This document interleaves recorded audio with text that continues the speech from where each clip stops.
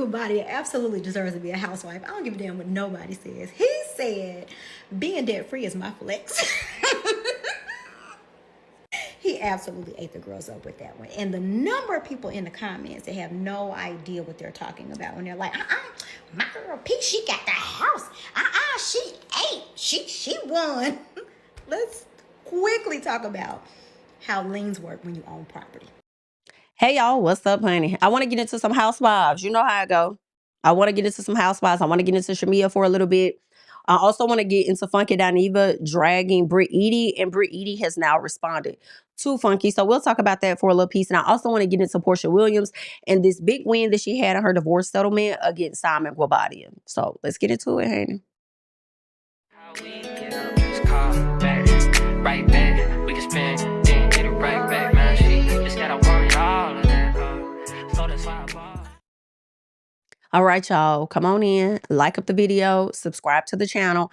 Let's get into it. I've been seeing this post go around over on Threads, and it's regarding Shamia, all right, and the conversation about her not being on Real Housewives of Atlanta sooner, okay? It appears that people are saying that she said Porsha was preventing her from getting on the show. I don't recall that happening. Okay, from my understanding, it was that Porsha didn't really want her on the show. Not that she prevented her from being on the show, but she really didn't want her on the show. Like, I mean, why don't you go and do your thing? You know, you don't have to come do my thing. Like reality TV, that's me.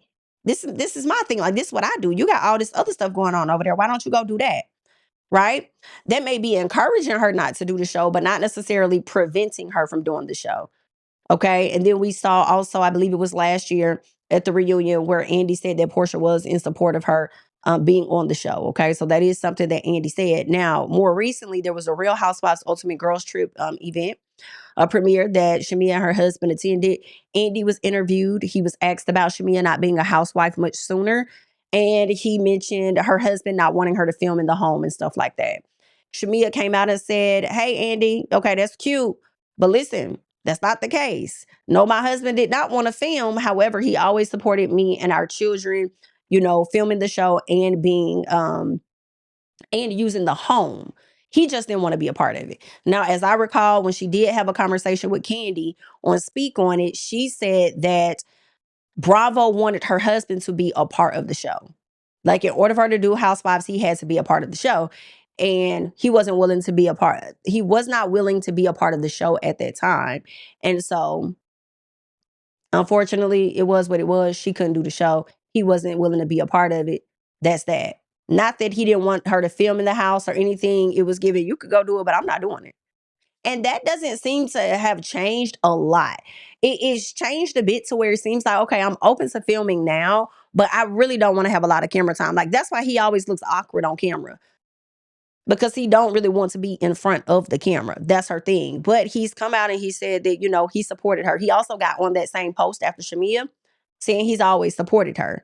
Right? He just didn't want to do it, but he supported her. And he said that before, I believe during that interview that when it was Carlos and he went to go interview Shamia, he got a chance to talk to Gerald. Gerald said the same thing. Okay, now Porsha got in the comments as well, and she was like, girl, you don't call Andy a lie for a second time, honey. Andy just sat up there and told you that I tried to get you on this show. He didn't confirm that. And I'm like, no, he didn't confirm that you tried to get her on the show. He confirmed that you supported her getting on the show. All right. But Shamia is saying, based on the conversations she's had with Porsha, it didn't seem like Porsha wanted her there as a full-time housewife because she was like, hey, why would you come do this? You got your own thing. Go over there and do that. Let me continue to do this over here. Right. But this interview is being posted up. I don't know what it's supposed to validate for people. The caption on it says there seems to be confusion about why Shamia didn't become a full-time housewife years ago. Shamia expressed on this season that Porsha played a role in preventing her from getting a peach till season 16. I don't recall her saying Porsha prevented her from getting a peach on season 16. I don't recall her mentioning that. But she did say that Porsha did not support her based on whatever conversation they had. But Andy says that Porsha did support her, at least to him from his knowledge. But let's get into this video that the people have been posting around. You meet all of the qualifications in order to be official with the peach. is it that you don't want the peach, or has the peach never been offered to you? No, the peach has been offered several seasons. Okay. And I hate to sound like that because it sounds so like, oh, you think I had a peach or I was offered a peach. But no, really, it really truly was. Candy can vouch, just so can Porsha. The problem is when you are a peach holder, you have to show all of your life. And that includes my husband. Yes. And whereas he supports me being a part of Real Housewives of Atlanta, he doesn't want to be a part of it. So I have to respect that. You know, I mean, my family and my home life is my priority. And I guess for as long as he won't be a part of the show, I won't hold the peach. Okay. And that's just kind of the way it is. So I'm fortunate enough to be able to hang out and play with the girls as a friend. And I'm okay in my friend role. So when I see comments like, oh, she wants a peach so bad, I'm like, you know, I would love to be able to showcase all aspects of my life. But I'm okay with not having a peach. I'm financially stable. I'm happy in my marriage. I'm happy in my home. And I'm happy with my role as a friend of. I still get to kiki with my girls. And it's all good. Exactly. And I think that you're just showcasing that, you know, for you, your family, and your marriage, that sanctity is more important than being on the show. Absolutely. And I won't dismiss the fact that the show gives you a platform like no other. But my priority is my family, and I have no regrets. Shamia was there, and Porsha, and Shamia's husband, and so they kind of stayed clear of each other, but there were, you know, it was all very calm, and it was funny. I was talking to Shamia and her husband, and there's been so much talk about Porsha. The narrative has been that Porsha didn't want Shamia to come on as a housewife. But I was saying to Shamia and Gerald, I said, you know, Shamia, something that's not been discussed much, which to me was always the big barrier of you joining the show, was that Gerald wanted nothing to do with it, and he didn't want you shooting at your house, Sterling Hall, and that was the case. Also, that was part of the real story about why Shamia was not a housewife sooner. And I was saying to Gerald, you know, I said, when you show up, it's really great. And it was nice. I had never met him. The HVAC king. He's the HVAC king. You meet all All right. qualifications. So you guys just pretty much heard everything that Shamia said, everything that Andy had to say, right? He said the narrative was that Porsha didn't want you on the show. It wasn't the narrative that Porsha prevented Shamia from being on the show. It was that Porsha did not want her on the show, okay? And I feel like two things can be true. Her husband didn't want to do the show, and Porsha probably didn't want her on there as a full-time housewife. Based on how the show goes, like, y'all probably gonna bump heads, which is exactly what happened. She probably did not want that. That could be true. Maybe at once upon a time she did. As things progressed, okay, she came into herself, meaning Porsha, more on the show. She probably did not want her on there as a main cast member. But Shamia has also never shied away when Andy says, oh, there's a narrative, but, you know, something that's not discussed often. Where is it not discussed? Because y'all are not editing it and showing it on camera? Because it's definitely, this is an old clip.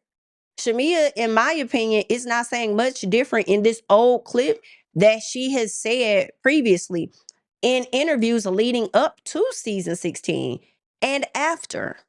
She may be adding an additional layer that we may not have known about when Porsha's like, as she sat on her couch talking to Carlos King, this is my show, right? That right there alone leaves me to believe that she and Shamia had a conversation where Porsha was like, I mean, why would you want to come do this? You got this and that going on. You know, like, this my thing. Like, I do reality TV. Like, you got your other stuff. You know? I don't see what this video was supposed to confirm when the things in the video she's already said. And y'all are mixing up preventing from did not want. Preventing somebody from doing something and not wanting somebody to do something are two different things. One may be more so how you feel, whereas another one would be an action. And I don't feel like the action was taken for Porsha to prevent her from being on the show based on what I'm seeing here. Okay. It's just that she probably didn't want her ass on there. Okay. But to Andy, like, yeah, I ain't got no problem. Like, that's cool. She's been on the show before. Da, da, da, da. But deep down, she probably did it. Knowing how friendships have broken up on this damn show, she probably didn't. Okay, so that's just that on that. The next thing I want us to get into is when Funky Dineva read the entire hell out of Brit Eady. Brit Eady came to social media with a post where she was talking about, I got some things to say. And you know, when I get into some things, I'm going to get into the things and I'm going to say the things and I'm going to the things and all that. But when she was talking, I said, this ain't nothing about her husband. For me, I always felt like when I watched this video here, let us get into I had it. a lot to say for a long time, but you know, in 2026, I've learned sometimes you just got to shut the fuck up. Sometimes you got to be still and listen and observe and watch and observe and watch and observe. So it's almost time for me to speak, but I got a little bit more time before I'm going to say too much. Because, you know, when I get to talking a lot. But just know, I got a lot to talk about and discuss with the world, the universe. And, you know, I just been sitting back and chilling. And we'll pause it right there. When I watched this, I was like, oh, I think she's talking about their husband. Now, a piece of it could have been that she was talking about Kenya. She could have been talking about the lawsuit with Bravo. But I really felt like the most recent thing is probably their husband. I got a lot to say, and I'm just watching, and I'm just this and that. And I'm like, he must have did something. Because she like, when I speak, I'm going to have a lot to say. I'm like, yeah, it must be that husband that she filed for a divorce from. That's where my thoughts went, right? And shout out to Housewives from a housewife capturing Funky saying this. Brit Eady, and I mean this with all due disrespect. You are one of the weakest bitches that ever graced our TV screen. You are literally the weakest, lamest, most plastic, most uninteresting, most fragile, most in search of attention, most boring, most irrelevant chick that has ever crossed our screen. First and foremost, you were not even on Real Housewives of Atlanta long enough to even develop any level of a fan base. Prior to that, it's not like you were Cardi B and you just had this big social media following. I can assure you that anybody who is sitting back on social media sending you any type of signal and or inclination that they are waiting to hear what you have to say is your first cousin. It's your first cousin. I can promise you that there is not a single person alive over the age of 18 that gets up and puts on a uniform and goes to Checkers every day for work that is sitting back waiting on anything that you got to say, Brit Eady. And I mean this. Ooh-wee, honey. So he really lit fire into her for a good amount of time. I was watching that live when it happened. I was like, oh, damn. Oh, shit, he going off. Okay. So he was tearing her a new one. Okay. She decided once it made its rounds on social media that she was going to come and she had this to say. I literally laugh. So why is it when I'm on my Instagram page talking about what the fuck I have going on, and I've been going through a lot of shit, why does it have to be about a TV show? See, that's where y'all get shit fucked up. You come on my Instagram page and then post me on every blog site talking about, oh, we don't care what Brit Eady has to say. Who said I had anything to talk about a TV show? I have a lot going on in my life. So if I have tea, that doesn't always directly have to correlate with a goddamn TV show. Have you guys heard me go on any podcasts? Have you guys heard me do any interviews? Have you guys seen me speak or talk about or commentate on anything?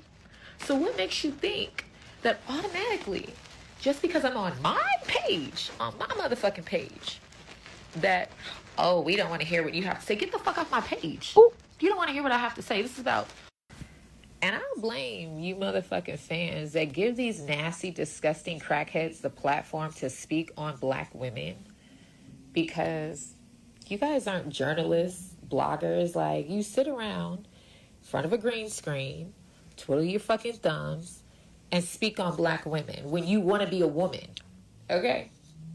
So if a bitch is so Ooh. irrelevant, why would you sit around and spend 2 to 3 hours making posts about somebody who's so irrelevant, right?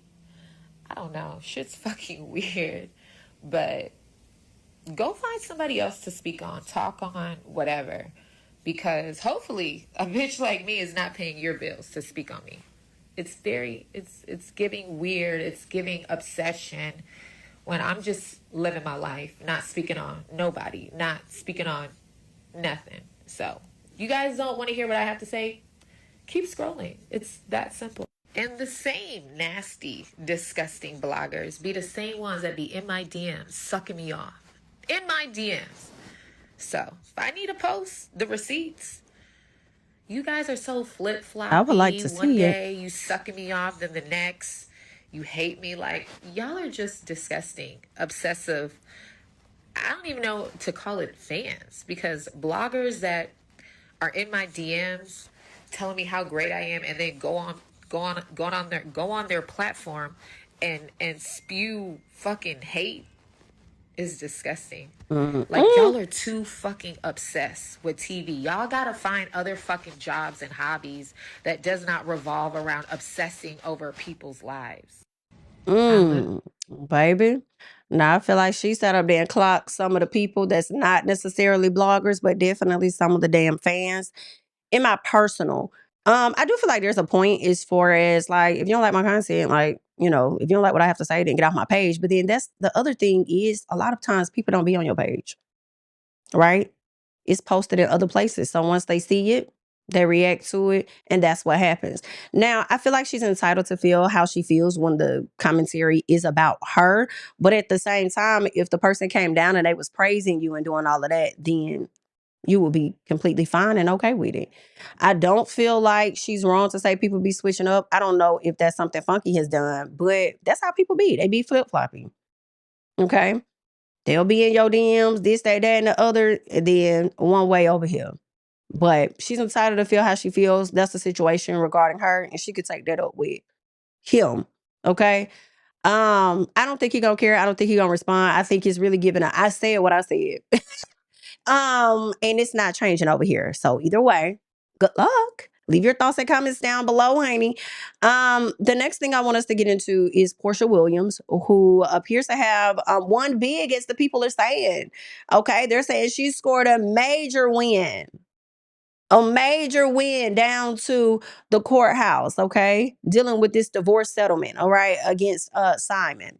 Now, what's being reported is that last week, or this week, whichever one, the judge had made a decision on the divorce, right? There was a settlement. They're saying the settlement, and this is coming from US Weekly, a settlement agreement between the two parties has been certified. As part of this agreement, Guobadia agreed to give up any and all right, title, interest, estate, claim, liens, or demand whatsoever in the couple's Fulton County, Georgia home. All right. He's going to give that over to Porsha. Okay.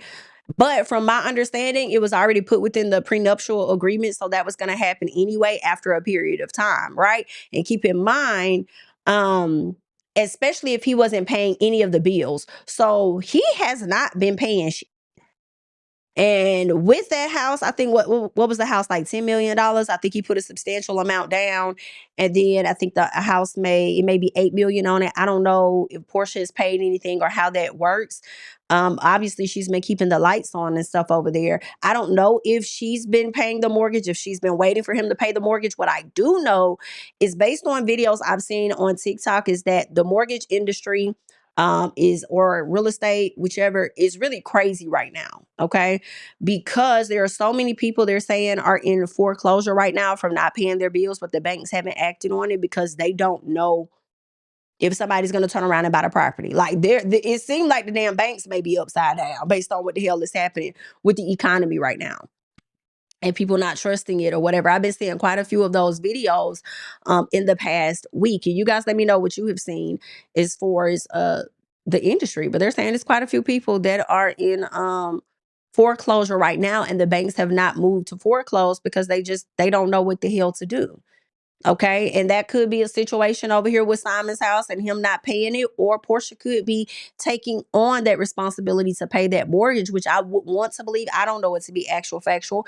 I would want to believe that mortgage is anywhere from $35,000 to maybe $45,000 on that house on a monthly basis. That's a lot. That's a lot. And you know Simon had bread to sit up there and pay that on a monthly basis and give her damn near the same amount of money on a monthly basis. Okay. That's crazy. But let's keep going. They're saying as part of the settlement, Guobadia agreed that Porsha is owed $1.5 million, $1.5 million plus dollars from the property's equity, in addition to handing over the title of the 2021 Rolls Royce to Porsha. They're saying Williams retains the right to refinance or sell the Fulton property without seeking approval from him. So this is what's being reported as it first came from TMZ. US Weekly got a hold of the documentation as well for themselves, and they also put their details out. Okay. Now, when this took place, Simon Guobadia came down to the social media and said, slow down. Hold what you got. Because he says they forgot to mention they also inherited $8 million in debt and still got to pay me. And still got to pay me. He says being debt free is the real flex. That's my flex. That ain't your flex. You may have thought you got some money, okay, but you owe some money. That's crazy. Now, I do recall a time when Simon was not paying his attorney the attorney fees, and because of that, the attorney put a 6-figure lien against the home. I believe that he was also ordered to pay Porsha's attorney fees as well. He did not pay those, and I believe that that attorney also put a lien against the home. What that looks like and how that works out, IDK. You know, some of the fans are in extreme support of Porsha here. Somebody said Porsha is finna sell that house so fast. Equity is the game. I don't know if she can or can't. She might be able to find somebody to purchase that home. I don't know if it's gonna be a loss or if it's gonna be a win in this type of climate. I feel like she probably gonna have to get somebody outside the country to come in and buy that damn house. I mean, it might be somebody within the state that's willing, within the country that's willing to buy that house. But are they gonna spend, I guess, maybe like I would think if they bought it for 10 million, could she sell it for 12 million potentially?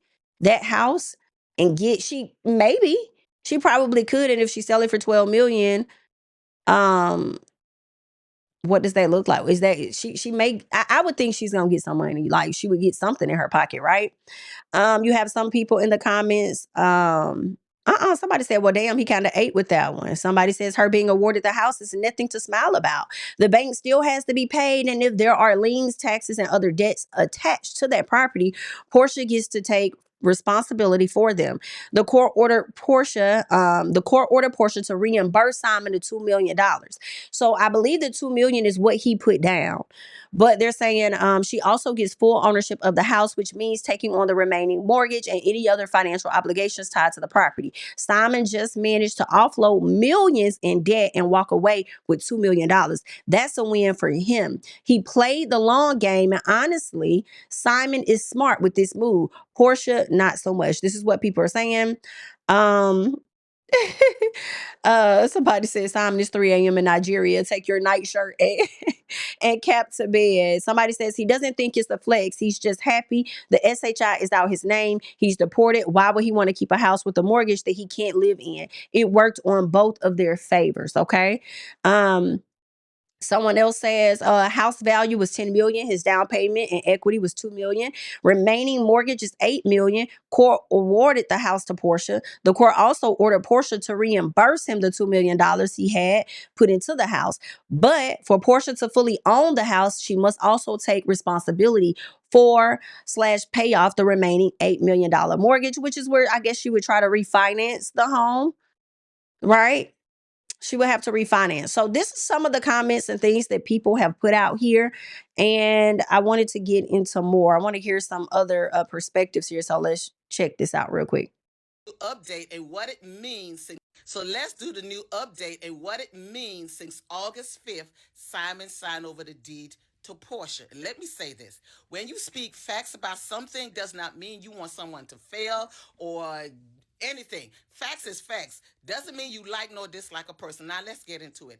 For me, Simon is the bigger winner because number one, Simon is going out the country. He do not want the house. Signing over the deed mean any legal attachment, money, finance to that house is no longer his responsibility. It's Porsha's. Now, what does that mean for Porsha to get the deed in her name? The deed still do not give ownership. What that means is, once again, Porsha could refinance the house if she get approved from the bank. But remind you, there's still a mortgage loan. There's still a lien on the house. So any debt on that house, Porsha still have to clean that up, finance the house, and the bank supposed to or should, if she's qualified, give her the house fully. Oh, so she would have to clean up the liens on the house first. So if the house is in negative standing, it sounds to me, and y'all, I love when the real estate people get in the comments. Okay, I love learning, honey. It's about how you teach me, child. So teach me in the comments. So it sounds like she has to be in good standing in order to the mortgage or whatever or the home has to be in good standing in order for her to even refinance. So are the liens going to prevent her from refinancing the damn house? Over the deed simply mean you do what you want with it. I'm done. I'm out. Now, here's my little 2 cents. Give her the house fully. But signing over the deed simply mean you do what you want with it. I'm done. I'm out. Now, here's my little 2 cents. Porsha has money. It's just her and her daughter. I personally don't see the point in fighting over this house, paying all them debt, going through all that headache. If she's able to refinance and get a couple of change out of it, baby, go on and get that change and buy you a house that fits you and your family, a mansion. You could do that. But at the end of the day, her getting the deed just simply means now she fully have the debt and she fully have to be approved by the bank to own the house. She's still not the owner. That's crazy. That's crazy. So I see somebody get in her comments and say, real estate broker here, you're wrong. Okay. Signing over the deed means she is the only owner of that house. Okay. And then the person responds and says she is not the owner of the house. She has to sell the house and try to refinance it in her name. Well, that doesn't make sense to sell it and refinance it. It makes sense that she has to refinance the home in her name. Okay, she may be part owner now that how I'm looking. Okay, I ain't no real estate agent, child, but I'm trying to make it make sense for me. Y'all help me out in the comments. It sounds like she is part owner now with this deed. Okay, so she has some type of ownership, it seems, if he's signing everything over to her and now her name is attached. But then she still has to refinance it in her name because even though her name is on the deed, the mortgage is in somebody else's name. So I guess that's why this lady is saying that it's not necessarily her home. She's not the owner because the mortgage and the deed is separate. You may appear to have some ownership, but the bank is still in control of the home is what it sounds like because of the mortgage and it being in Simon's name. So then she goes on to say, this is not a guess. This is a fact. She has to refinance the house in her name. So then we have someone that deals with mortgages very often. This is what she does. She goes by the name Mortgage Boss. And this is her opinion on the Simon and the Porsha situation. Simon Guobadia absolutely deserves to be a housewife. I don't give a damn what nobody says. He said, being debt free is my flex. He absolutely ate the girls up with that one. And the number of people in the comments that have no idea what they're talking about when they're like, my girl P, she got the house. She ate. She won. Let's quickly talk about how liens work when you own property. The biggest tool in anybody's toolkit when someone owes you money is the power of being able to put a lien on their home. People put liens on people's houses all the time. If you owe somebody money because you took them to court, if you owe somebody money because they didn't pay you, like an attorney, if you owe someone money like not a mechanic, but like a construction, renovation, or something happening with your home and you didn't pay them people, they gonna all put a lien on your house. Just so we're clear, I am a mortgage loan officer, and this is what I do all day, every day. If you owe somebody money, they can file a lien against your home, and no matter what you do in perpetuity for the rest of your life, you can never get away from not paying them. That means if you try to sell your home, you got to pay them people. And in Porsha's scenario, she's going to have to refinance the home. And her having to refinance the home and pay off all the debt that is owed with all of the attorney's fees and things like that, I don't really know how that's going to work out. So yeah, she got the house and she got the debt too. So, like he said. Yikes. So then let me see what else she has to say in her description. She says a lien is a legal claim against a property that helps secure payment for the debt that is owed, period. Them people will absolutely get paid. Okay. Another one of the subscribers I see is in her comments. Shout out to Yuki. She also is a real estate agent here in Atlanta, Georgia. So she says the lack of financial literacy in our community is beyond sad. They really in the comments sounding stupid. Nothing about this is a flex. Okay. The mortgage boss says after some of the comments, media literacy is the bigger issue. Why can't they find the main idea? I thought it was pretty clear. They lost in the characters of the text. Okay. And somebody else, and then she asks, isn't it a declining market? Right. And then Key says it's taking much longer to move luxury inventory than ever before. I'm telling y'all that I've seen the posts where even the people struggling, okay, with the way this economy is going, is people are really struggling to get their homes taken care of, and some homes are sitting in foreclosure. Now, I don't know if that's the case with Porsha. I do know that Simon was not paying nothing. Simon has come out and said that he's not going to pay anything. So because of that, is the house at some point sitting in foreclosure, or do they get much longer time? What does that look? Because if there are some payments that haven't been paid, she's going to have to clear up the payments. She's going to have to take care of the other liens that's on the house and then attempt to refinance. Like, that's a lot. And she may be able to handle it. You know, I told y'all after that divorce, Porsha was going to be popping up doing all kind of shows everywhere. And she done did Traders, back on Real Housewives of Atlanta. She got Real Housewives Ultimate Girls Trip. I think she did. It was another show that she did. So Porsha out here get her money. Okay. Whether she wants to use all her money to clear up this BS, I don't know. She might want to. Or she might be like, hey, let me go out here, find a whole nother house, do some other stuff. Okay. We'll see. But she says that it's taking much longer to move luxury inventory than ever before. It's too many options for buyers that can afford the price point. So they will offer below the listing price. So that's like an L. If they purchase the house at 10 million, he put in 2 million, and it's 8 million owed on that, I don't think she's gonna even be able to sell it for 10 million. And as Key is saying, they're gonna probably offer her under that. And with them offering her under that, let's say they offer her 8 million or 6 million.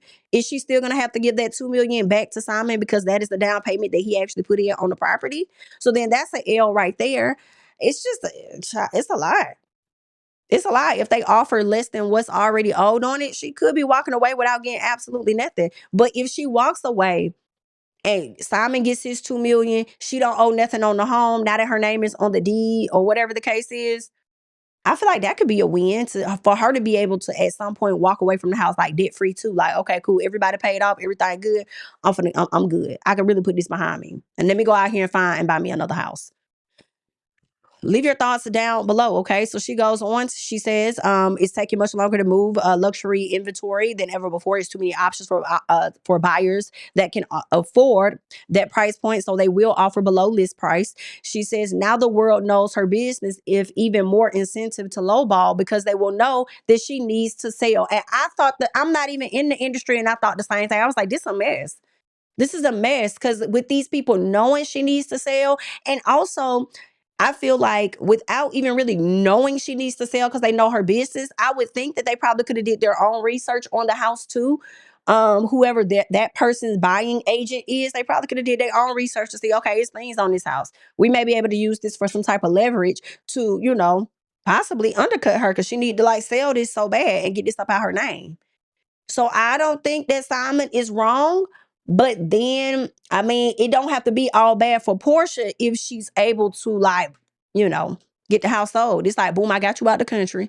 Okay, because you was an immigrant. You shouldn't have never been over here with your anyway. You knew you weren't supposed to come back and you overstayed your welcome. I got you to, put me up because a lot of that money, because keep in mind, Simon was giving Porsha a lot of money during that marriage. I think a lot of us would be a fool to think she didn't sit up there and stack it up. On top of selling that old house that she had, getting the 1 million or however much equity off of that, probably went and bought her mama a cute, nice $700,000 home that she probably was able to undercut them on and spend $500,000 on it. Cash. Because people will be willing to, like, oh, you gonna do cash? Ain't no telling how she figured that out. So she about got the money that he gave her stacked up. Any residuals from other stuff. She got a business. She went on. She did some other filming opportunities. That lady probably been stacking her coin up. So she may be very comfortable. But still, even with being very comfortable, she's probably really weighing out her options and trying to see, like, do I really want to continue to see? Girl, fuck this house. Can I go build something similar to that at a lower rate, at a lower cost? Let me do that. I don't have to be a Buckhead no more. Child, I could probably go up the road a little piece to Sandy Springs. That's fine. Give me a little piece of land, build me a little something over there, make it exactly what I want, close, similar to this house right here, and don't have to pay that much because of location. So I feel like even though it do look bad to me based on what I'm seeing, based on what's lining up in my opinion and listening to actual people in the real estate industry, it does not look good for Porsha. Right now, it does look better for Simon, but it could be better for Porsha if she get rid of this damn property. Like, girl, I got it up out you though. It might be giving that, okay, yeah, but I got it up out you and I got you up out this country. So now, what's up? Okay, so it could be that. But all in all, good luck to everybody involved. This is a very crazy situation. The more you know is all that I can say, honey. The more you know. Leave your thoughts and comments down below. I am Jamie. That's me. Like up the video, subscribe to the channel, and I will catch you guys in the next one. Bye. How we get